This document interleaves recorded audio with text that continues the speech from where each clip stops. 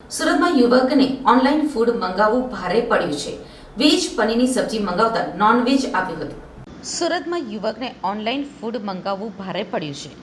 Veg પનીરની સબ્જી મંગાવતા non veg આવ્યું હતું. બેરોઝ રોયલમાંથી વેજ ફૂડ મંગાવ્યું હતું. તેમાં રેસ્ટોરન્ટે પણ પોતાની ભૂલ સ્વીકારી છે.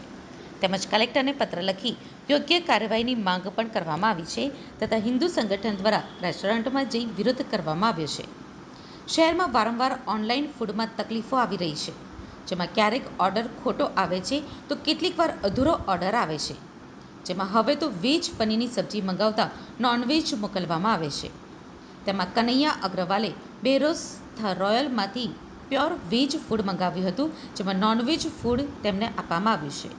ત્યારે રેસ્ટોરન્ટે પણ પોતાની ભૂલ સ્વીકારી છે, જેમાં હિન્દુ સંગઠન દ્વારા રેસ્ટોરન્ટમાં જઈને વિરોધ કર્યો છે. તથા સાથે જ કલેક્ટરને પત્ર લખી યોગ્ય કાર્યવાહી સાથે રેસ્ટોરન્ટ બંધ કરવાની માંગ પણ કરવામાં આવી રહી છે.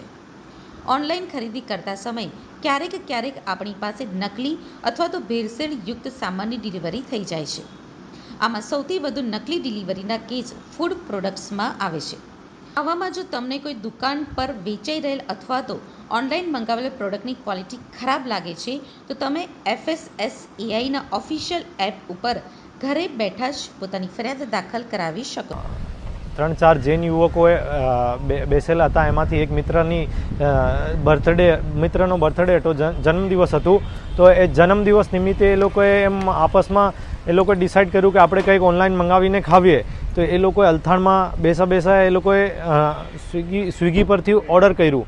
એ લોકોએ સ્વિગીમાં સ્પષ્ટ પેલું સિલેક્ટ કરેલું છે પ્યોર વેજ, એમાં ઓપ્શન આવે છે તો વેજ સિલેક્ટ કરેલું છે. તો એમાં પછી એ ડીશીસ આવી. તો એ જે ડીશીસ એ લોકોએ મંગાવી એ બેરોઝ બિરયાની કરીને એક મોટું બ્રાન્ડ છે, પેન ઇન્ડિયા કંપની છે, રેબેલ ફૂડ્સના અંડરમાં આવે છે.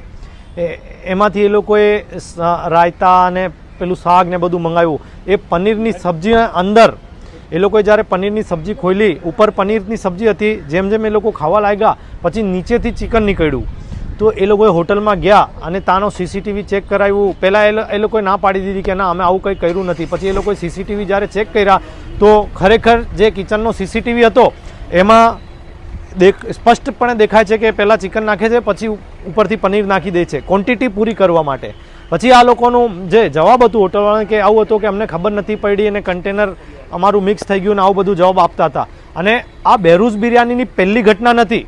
એના પહેલાં પણ મુંબઈમાં આવી ઘટના થઈ ચૂકી છે. જ્યારે એનો મુંબઈનો હેડ એટલે કોઈ મેનેજર મુંબઈથી અહીંયા આવેલો હતો, એની જોડે પણ આપણી વાતચીત થઈ હતી. તો એ એમ કહેતો હતો કે આ તો અમારા 3-4 વખત થઈ ગઈ છે, પણ આટલું આમાં કંઈ વિરોધ કરવાની તમારે જરૂર નથી. અમે મુંબઈમાં બી આવું થયું હતું કે એક MLAના ઘરમાં અમે પહોંચતું કરી દીધું હતું. ત્યારે અમારું સેટલમેન્ટ થઈ ગયું હતું કે અમે 100 ગરીબોને જમાડી દીધા હતા, એટલે અમારું સેટલમેન્ટ થઈ ગયું હતું. તમે કહો તો અમે બી 100 ગરીબોને જમાડીને સેટલમેન્ટ કરી શકીએ છીએ. આવા બધા જવાબ એ લોકોએ આપ્યા ને ત્યારે અમને ગુસ્સો આવ્યો ને અમે ત્યારે કાલે ત્યાં ગયા.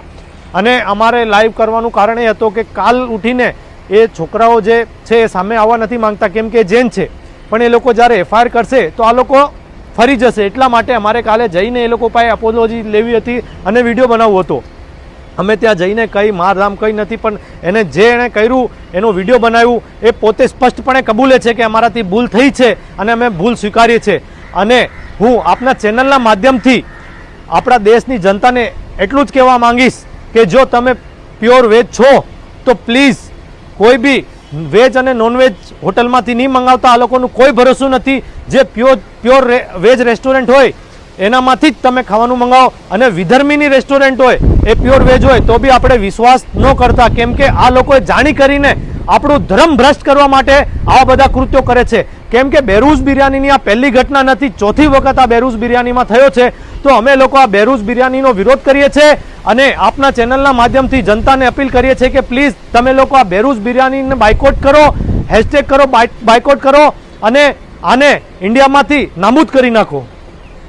ये बोलो क्या हुआ था? जो है बोलो. कंपनी का नाम बताओ पहले. कंपनी का नाम क्या है? Rebel food. Rebel food. थोड़ा जोर से बोल. रिबेल फूड नाम है कंपनी का. Rebel food. कल क्या हुआ था?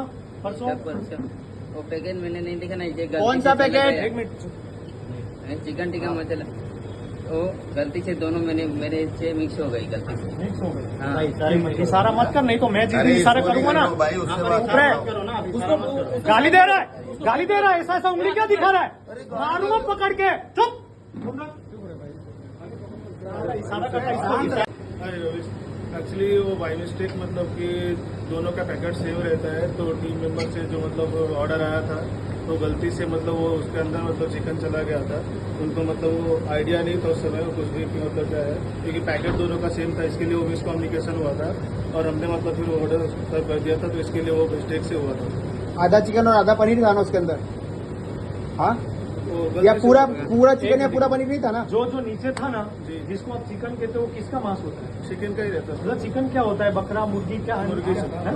मुर्गी का मांस होता है तो आप लोग यहाँ काटते हो कि कैसे मंगवाते हो बन के आता है सर वो फ्रोजन रहता है तो पैकेट में रहता है तो कहाँ से आता है ये माल आपका वो मुंबई से आता है मुंबई से आपकी ब्रांच से ही आता है जी तो आपने उधर ब्रांच में मेल भेजा कि हमारे साथ ऐसा ऐसा हो रहा है आप लोग क्यों भेज रहे हो जी हैं? जी